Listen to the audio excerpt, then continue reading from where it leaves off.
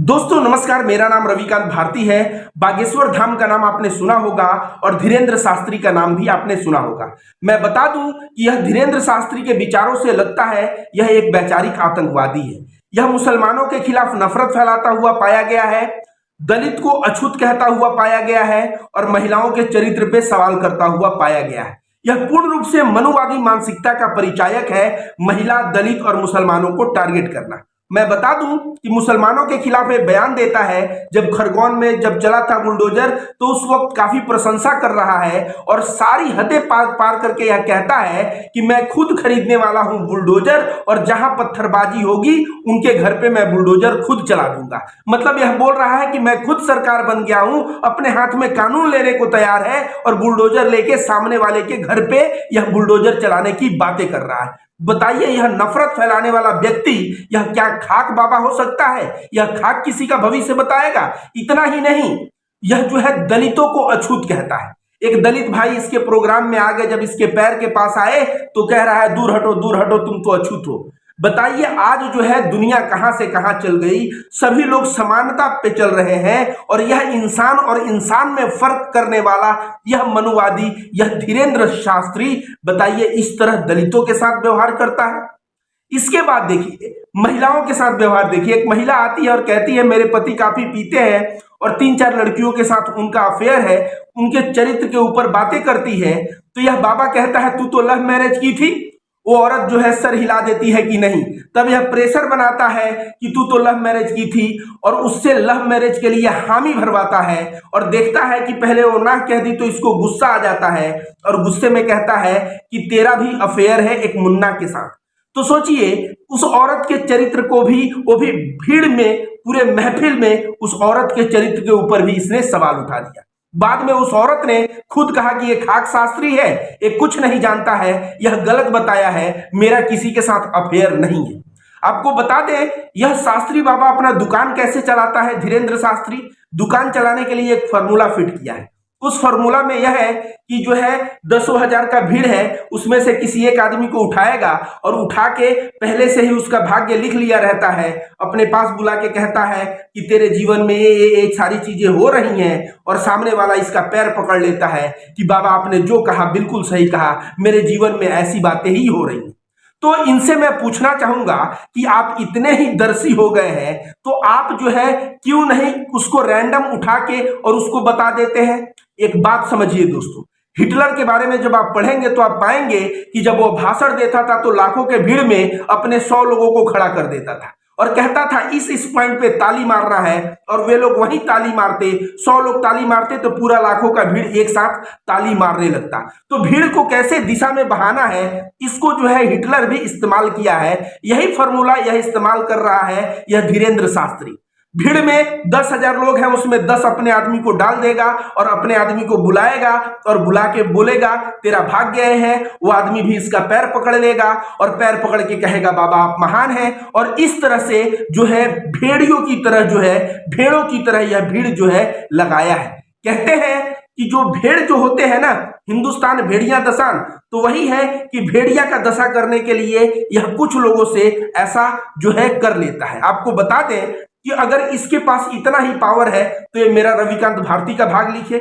मैं 10 लोगों को बोलूंगा मेरे चॉइस का आदमी उनका भाग लिखे और जो है उनका भाग अगर गलत निकल गया तो उसका वहां पे मैं जूतों की माला से स्वागत करूंगा, ताकि इसको पता चले कि अंधविश्वास के नाम पे अपना दुकान चलाने से, अंधविश्वास के नाम पे लोगों को ठगने से भारत में क्या नतीजा होना चाहिए।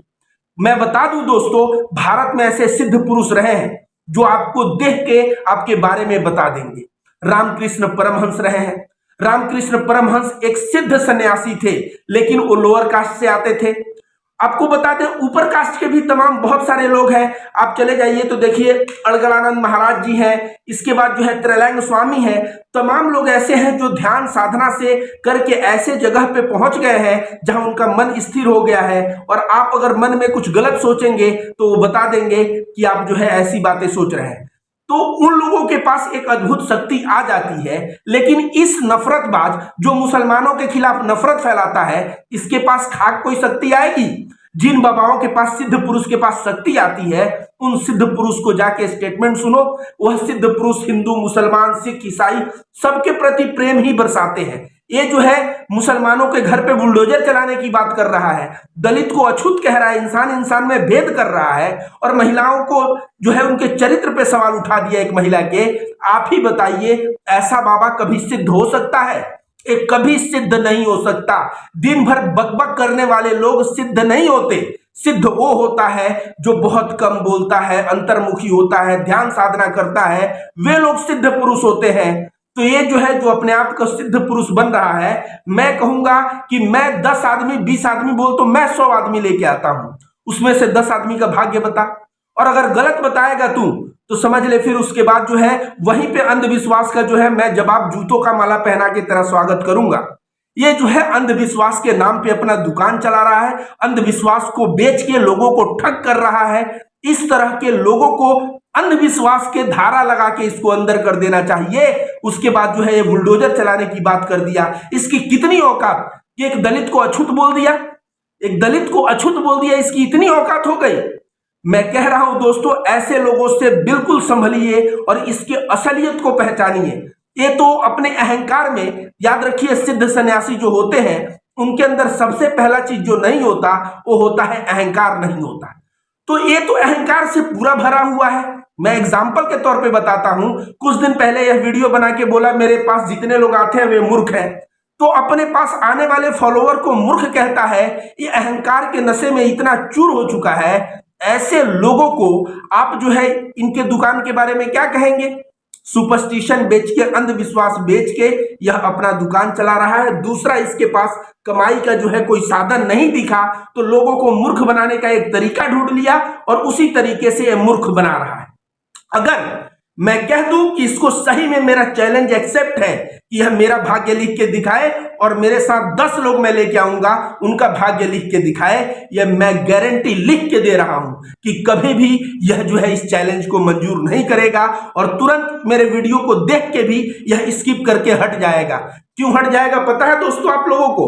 क्योंकि जो लोग खुद जो है जनता को मूर्ख बना रहा है, यह जानता है कि मैं मूर्ख बना रहा हूं, और मूर्ख बनाने वाला व्यक्ति अपना आत्मा बेच चुका होता है, नहीं तो सही को सही बताता, लेकिन अपना आत्मा स्वयं बेच चुका है। पैसा कमाने के चक्कर में, लालच के चक्कर में यह लोगों को मूर्ख बना रहा है, अंधविश्वास का व्यापार कर रहा है, और जो है दलित, महिला और मुसलमान के खिलाफ तो बात ही छोड़िए, यह सीधे बुलडोजर चलाने की बात करता है। तो मैं कह दूं कि तुम अपना दुकान चला रहे हो, तुम कह रहे हो जितने मेरे पास लोग आने वाले मूर्ख हैं, ठीक है मूर्ख है, अपना दुकान चलाना है चलाओ, लेकिन उस दुकान चलाने में तुम जो लोगों को बैठा के उनका भाग्य बता रहे हो वो भी करो, उससे भी मैं रविकांत भारती का कोई तकलीफ नहीं है। लेकिन तुम अगर दलित को अछूत कहोगे मुझे तकलीफ होगी, अगर तुम उस वक्त किसी महिला के चरित्र पे सवाल उठाओगे भीड़ में तो मुझे तकलीफ होगी, और मुसलमानों के खिलाफ नफरत फैलाओगे तो मुझे तकलीफ होगी।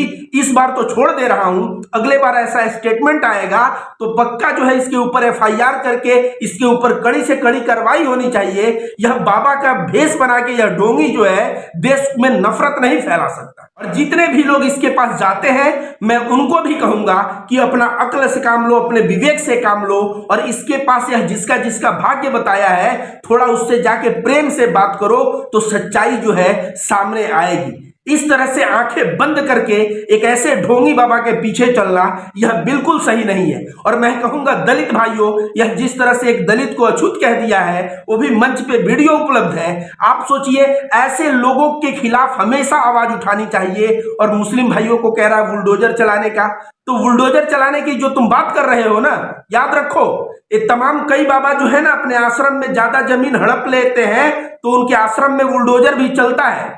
जो है कानून के अगर खिलाफ पड़ोगे तो बुलडोजर तुम्हारे ऊपर भी चल सकता है, ठीक है। इसलिए इस तरह का स्टेटमेंट मत दो जो भारत के संविधान और कानून के खिलाफ हो। नहीं तो आज जो अहंकार में उड़ रहे हो ना, रावण का अहंकार शांत हुआ था, तुम्हारी क्या औकात है?